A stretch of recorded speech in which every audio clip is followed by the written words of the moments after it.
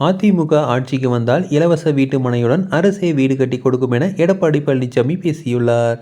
கந்தர்வக்கோட்டை தொகுதிக்குட்பட்ட பகுதியில் அதிமுக பொதுச் செயலாளர்கள் எடப்பாடி பழனிசாமி சுற்றுப்பயணம் மேற்கொண்டுள்ளார்.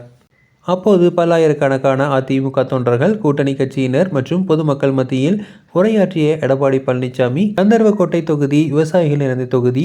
அதிமுக ஆட்சியில் இந்த பகுதி பசுமையாக மாற்றுவதற்கு நானே நேரடியாக வந்து 200 கோடியில் காவிரி குண்டாறு திட்டத்தை தொடங்கி வைத்தேன்.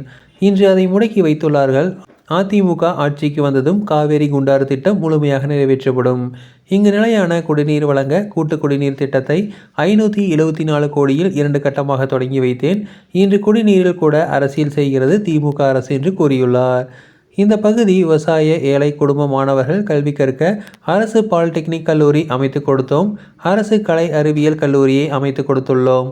மாணவர்களுக்கு எது தேவை என்பதை அறிந்து செயல்பட்டது அதிமுக அரசு என்று தெரிவித்துள்ளார். மீண்டும் நாங்கள் தான் ஆட்சிக்கு வருவோம். எடப்பாடி பழனிசாமி போற பக்கமெல்லாம் ஏதேதோ பேசுகிறார் என்கின்றனர் திமுகவினர். கந்தர்வக்கோட்டை பக்கம் வந்து மக்களை வெள்ளத்தை பாருங்கள், இதை பார்த்துமா ஆட்சிக்கு வருவீர்களா என்று நீங்கள் கேட்கிறீர்கள்.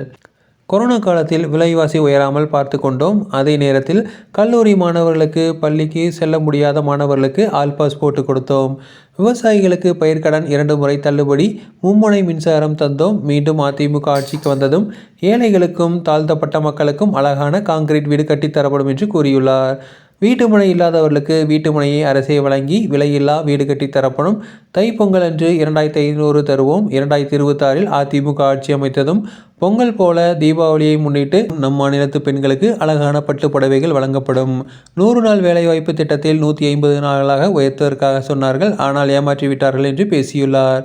தொடர்ந்து இது போன்ற செய்திகளுக்கு எங்கள் சேனலை சப்ஸ்கிரைப் செய்யவும்.